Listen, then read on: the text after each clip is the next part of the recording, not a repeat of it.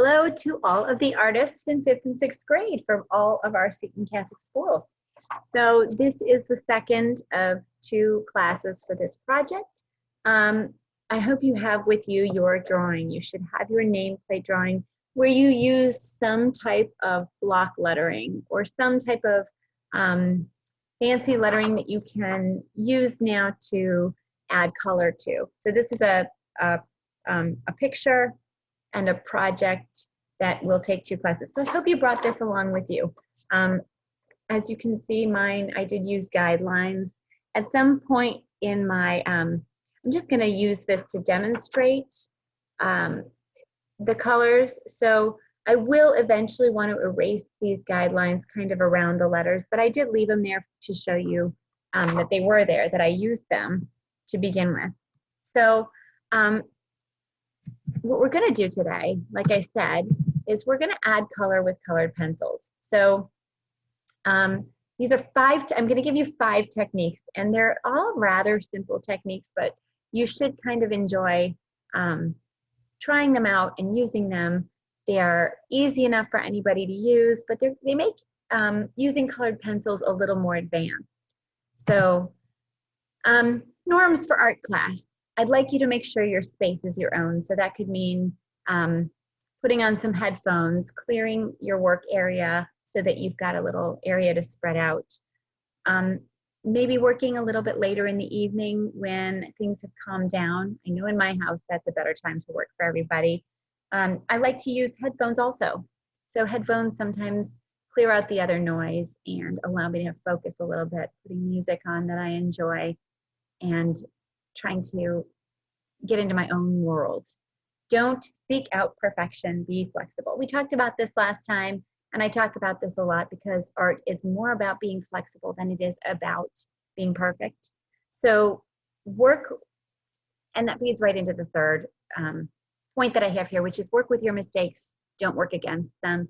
If you, especially when we work on a second project, and it's taken a bit of time to get to this point, it's a little intimidating, or it makes it fearful. It makes us a little fearful to take the next step, which is to add color. And that's normal, but you want to make sure that you're putting yourself out there a little bit. That's what art is about, and that's why we do art, because it stretches us a little bit to get to that point. So the nice thing, my 4th point here is that, remember, as long, my students like to work a long time, and I always have to stop them at the end of class. And that's unfortunate because a lot of times they're just getting into the best part of working, and I have to say, clean up your materials. They never let anybody take work home. The main reason is because it doesn't usually come back, or it frequently doesn't come back. So this is the benefit of having art class at home, is that you can have your drawing here, you can work on it for a lot longer than you might do in class. And some of those times I know I've had to pull my students out of a really great moment of work and they've had to transition to another class. Here you don't. So if you really kind of set up that workspace, make your space your own, and give yourself time to work, you can get much more successful results than if you're just in the classroom for that 30-minute or 40-minute period. My students know this, I say this a lot. Engage and persist, which means that you're going to come to your work and you may have a mistake and you may get frustrated. You take a break, take a breath, but persist all the way into the end. So that means you have to re-engage, and you may have to take another break and re-engage again. Luckily, you have some more days to work on this. You have usually a weekend at least. So keep those, keep yourself going on this project, especially if you are tending toward the perfectionist side. Make sure that you focus on just persistence. In my classroom, we anticipate mistakes, we respect the creative process, and we try until we are satisfied. Today's objective is to be able to demonstrate 5 new techniques for coloring with colored pencils. You will be able to demonstrate these by the end. You may want to have a blank piece of paper, just a blank piece of paper to practice these on while I'm drawing. And you can kind of just fool around with that a little bit. But at least 2 of these techniques I would like to see in your nameplate. So if you can, let's try to put 2 of these techniques in your coloring, at least 2. You may want all of them. I kind of like to color all of my letters differently a little bit. That feels more me, but if that's not you, that's fine. Use at least 2 of these techniques and at least demonstrate that you have tried to use them.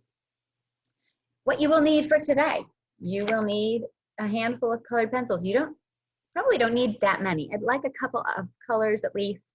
So I have here, I just have what I had the other day when I was drawing.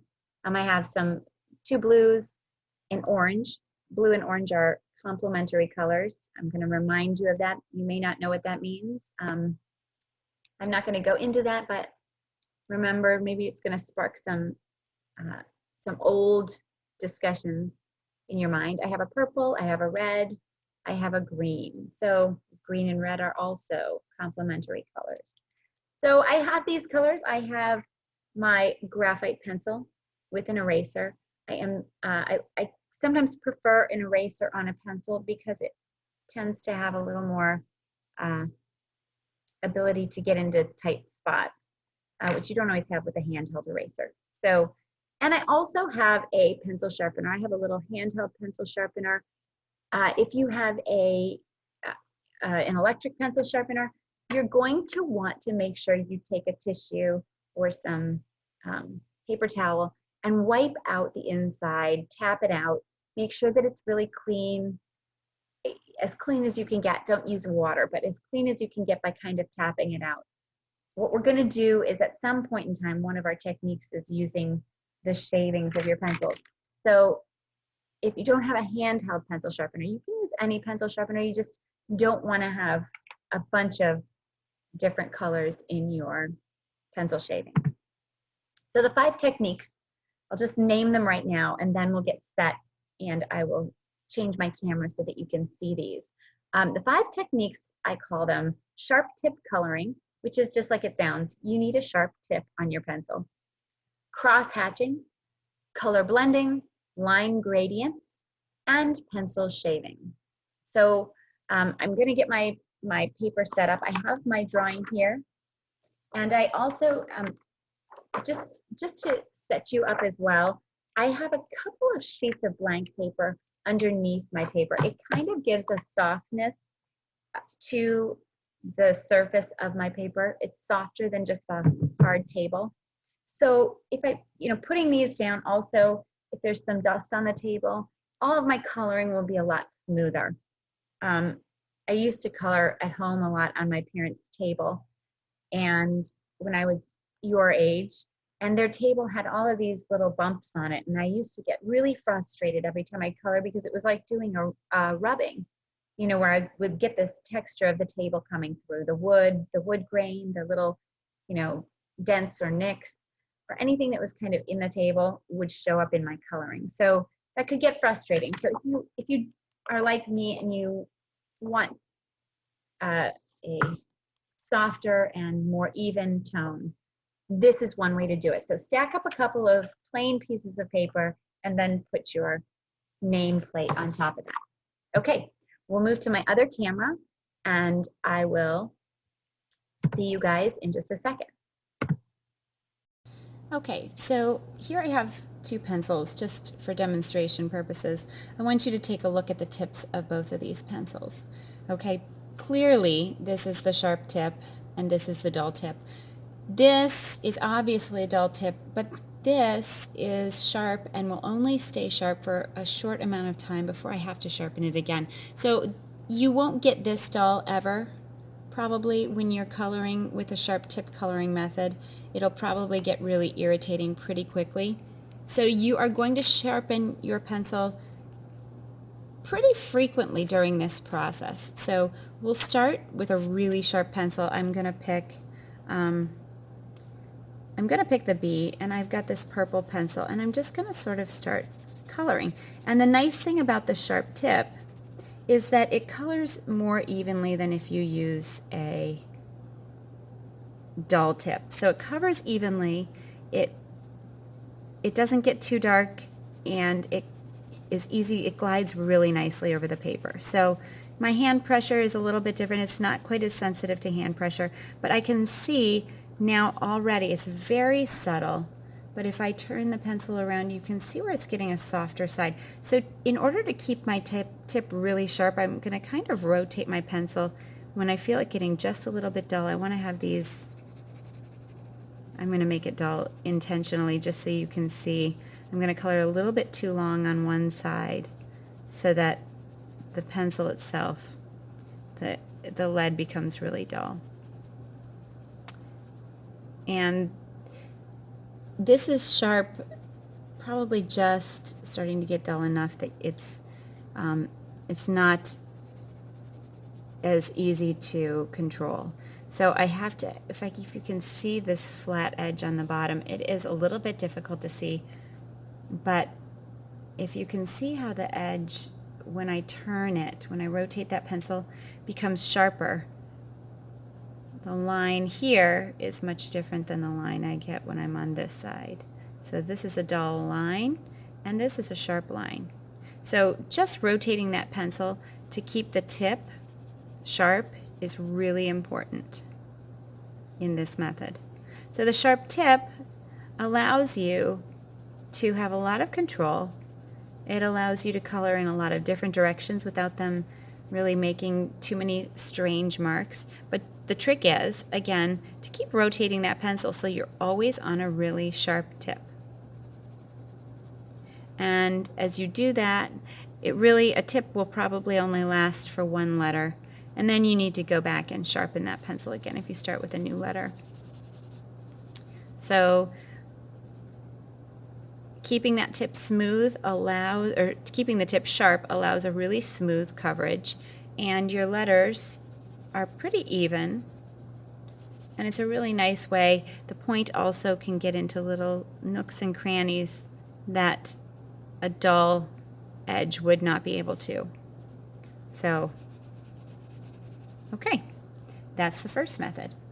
The second method is called cross-hatching, and for that, I'm going to demonstrate that maybe on a couple of letters. I'll start first with my light blue.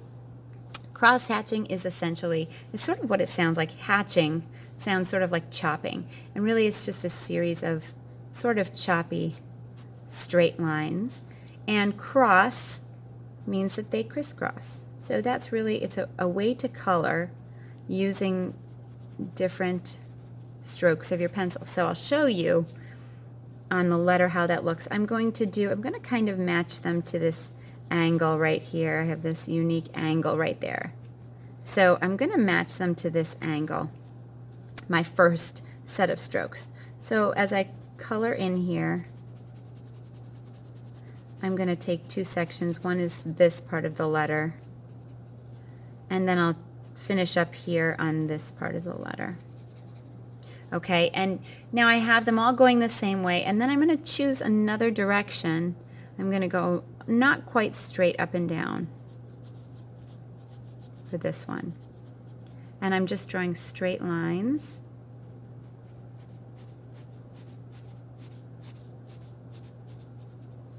And if I can get you a little bit closer to see, it's a really nice way to color because it gives you an even look. If you back out, you can see how much more even that color looks from a distance. And when you look in, it really has a nice texture to it. So it gives you a little bit of both. And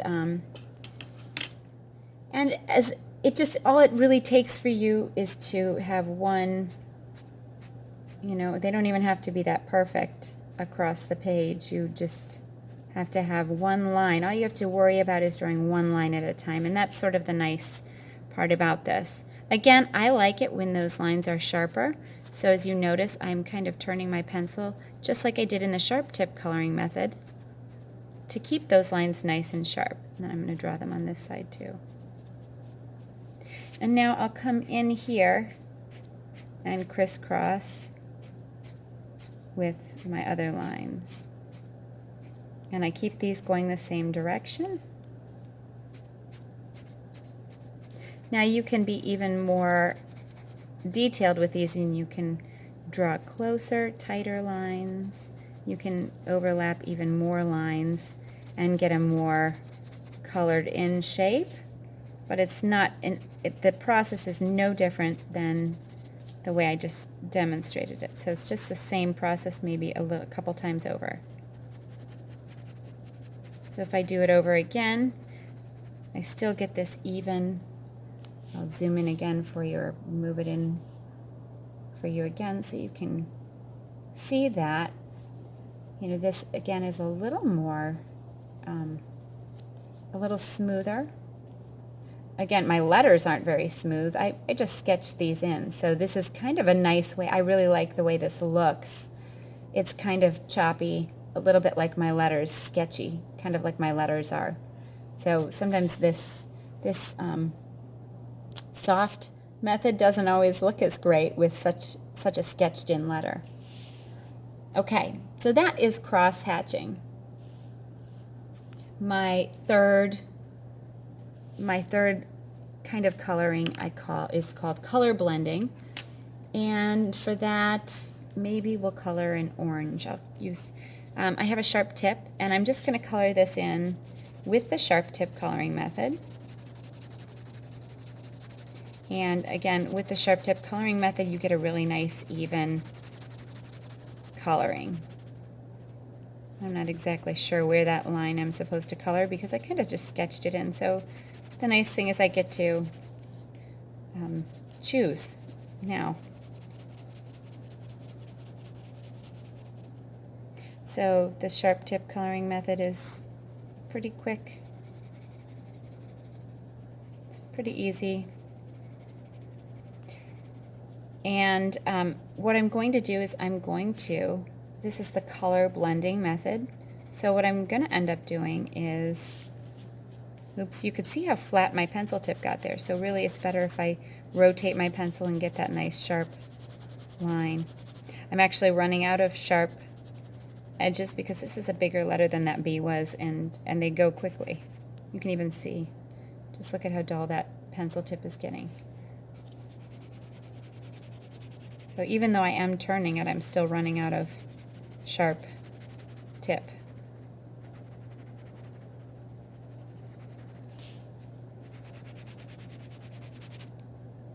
I'm really getting dull.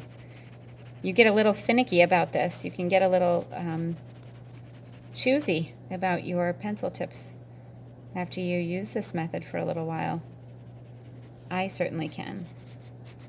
So I'll show you how dull this pencil tip actually got compared to a much sharper tip. So you can see the difference, right? Okay, so in the color blending method, you do just what it sounds like. You blend the colors. So here I have a red. It's really nice to blend. You can blend any two colors. Remember that opposite or complementary or opposite colors will produce a really muddy shade or shadow. But if you use adjacent colors, like colors that are right next to each other in the rainbow, so red and orange really blend nicely, or orange and yellow, yellow green, green blue, blue purple. Any of those next to each other colors will give you a really great color blend. So here I'm just going to color into the orange, not over the whole thing, maybe just around the edges with my red. And I'm coloring on orange that has already been colored, and I'm not coloring that strong. I'm just sort of coloring over what's already there. But you can see as I do this that the blend between the two colors really gives this nice glowing effect to the orange. So I've got the darker color on the outside, and the inside of this color is just the pure orange, and the outside is sort of this red color. And it's a red-orange blend. So doing this adds a lot of depth and a lot of interest to the different texture. It may be a smooth and somewhat boring texture if you just use the sharp tip method, but adding this other color, using a color blend, really gets exciting. And as soon as I take my hand off of this drawing and you get to see it, you'll see how this changes the feel of the whole font. You know, now this letter really looks like it has character. Sort of a red-orange character, maybe a little bit fiery, right? And next to that blue, it really even stands out more. So this color blend method works, like I said, really well with adjacent colors in the rainbow, colors that are next to each other in the rainbow. And it also can work with something like blue and red. You know, you would get a more purpley color, any color that can blend together. So any of your primary colors like red and yellow, yellow and blue, blue and red.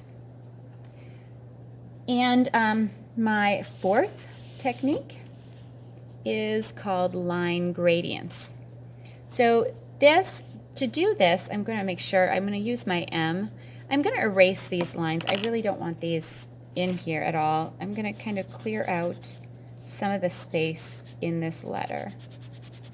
And I'm going to do that because I'm going to start, I really want to get to, when you do a gradient, you want to make sure that you have a gradient. What is a gradient? You guys have to remember if you're in my class.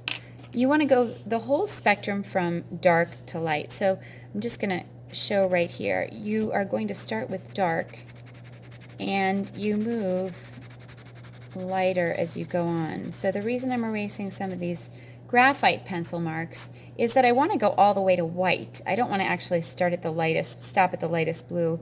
I want to stop at pure white.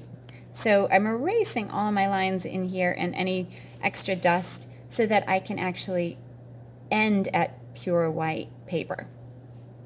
So I just demonstrated the gradient, and in doing that I really made my tip a lot less sharp. So I'm sharpening this up because this one also, you know, like I said, you get a little finicky with your paper and your pencil sharpness. So now my pencil is really sharp again. And I'm going to find all my corners. I have this corner, this corner, this corner, this corner. This is an inverted corner, so I'm not going to worry about it. I'm looking about the corners like the V's that I'm coloring in. So these are my 7 corners. I have 7 of them. And I'm just going to start in one corner. I put my pencil in one corner and I gently pull out as dark as I can go. Just a short amount of distance. I'm going to do the same thing in this corner, and I pull out just one direction from the center. So I'm lifting my pencil up in between.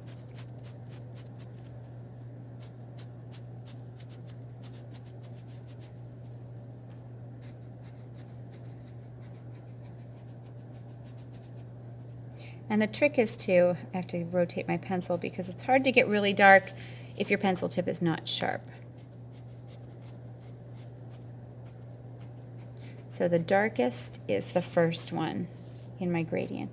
So I start really dark and I draw lines just to fill in this spot.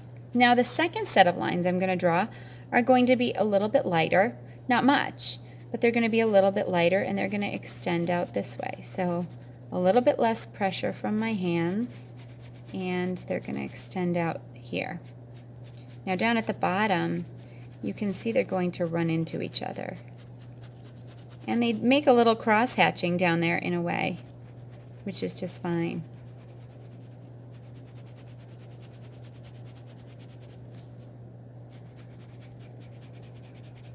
Okay, so my second set of lines was much lighter than my first set. And my third set of lines is going to be even lighter. This third set is going to go into here, and so I'm kind of going to just blend that in a little bit and just start moving up the letter.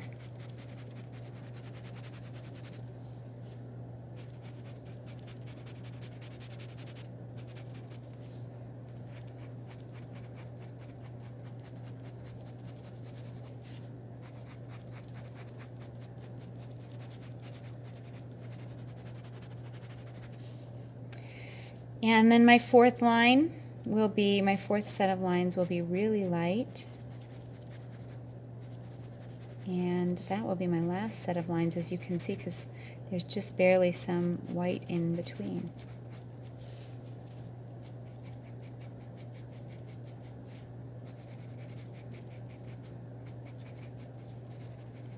Okay, and now I can just maybe go in, I can see exactly where these are blending, so I may want to just go in and feather those a little bit. You don't have to, but sometimes it hides a little of that obvious pencil mark. Sometimes I like the pencil mark, especially with really sketched in letters. But this is a really nice tool if you want to blend it a little bit, soften the edges, you can do that. This is a really nice tool to make a letter feel really three-dimensional. So you can kind of get a good look at the way that letter stands out. Okay, so that is most of my coloring. And before I do my last bit of my last demonstration, I'm going to erase any extra pencil lines. I'm going to only demonstrate it around this H, my last technique. So I really only have to worry about around the H for right now. But notice that I'm going to really be careful about these guidelines that I had drawn. I might even take out a couple of these extra sketch lines just to clean it up a little bit. Because what I'm going to do is I'm going to come in here and I'm using this next technique to color the background. And a lot of graphite could just muddy up the color. So I want to get as much of the graphite or number 2 pencil, graphite pencil, as I can. Okay, so once I've got that cleared out a little bit more, the pencil shaving method is my last method. And for this, you're going to use a clean pencil sharpener. Okay, you want it to be not scrubbed clean, but I tap it on a piece of paper to get all that dust out. And then I'm going to take my pencil and I'm just going to start sharpening it. Now I'm going to get some of this, I'm going to get quite a lot of, this was a very dull pencil, so right away I'm going to get a lot of wood shavings, and that I don't really need. So what I really need is this pigment right here. You can see the pigment right there. I'm going to take the pigment and I'm just going to set it down, tap it out on my paper. Now I chose green. I could have chosen any color, but I kind of like the green and red complement, and then around here with the green and blue, I thought that might look really nice. Actually, I'm going to erase just a little bit more of this so that maybe I can come around here to the blue and just see how it looks. Even if I don't get all the way around, at least I can demonstrate some. Okay, so now I have this this green, and sometimes I'll use tissue. I'll grab one right now, just like a nose tissue. And sometimes if my hand is dry and very clean, sometimes I might just use my finger. So my hand is really clean and really dry. It's not oily, it's not dirty, I haven't been eating anything. So it's pretty clean and dry. And so I'm just going to use my finger and start rubbing into the paper my pencil shavings, just like this. And I can get pretty close. Now my fingers are not as, they're not sharp like that sharp tip method, so I can't quite get into the corners. So I'm going to steer a little bit clear of the edges. I'm just going to go about as close as I can. And sometimes I just move the lead with my finger. And I'm just going to rub around here until I get it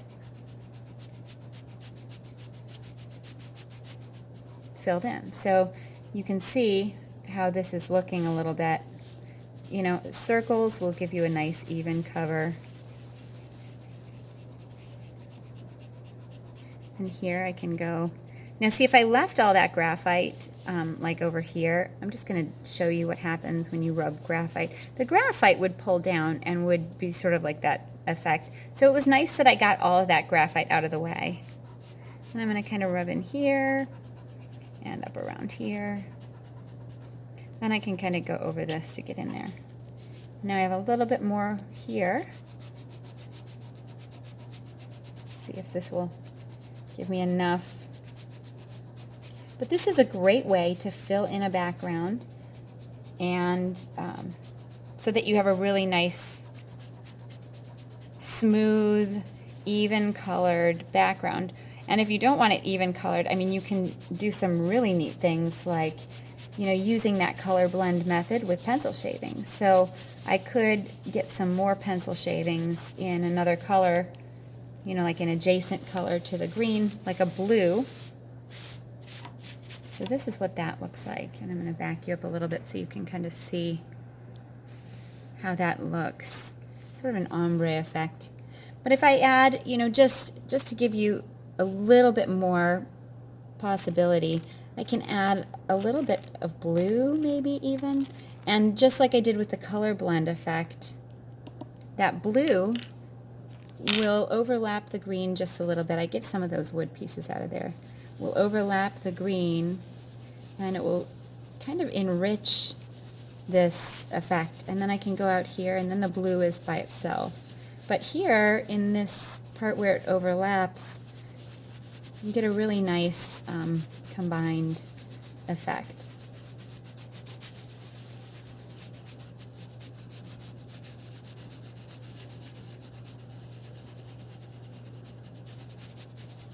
So let me just clear this off for you and take a look at how really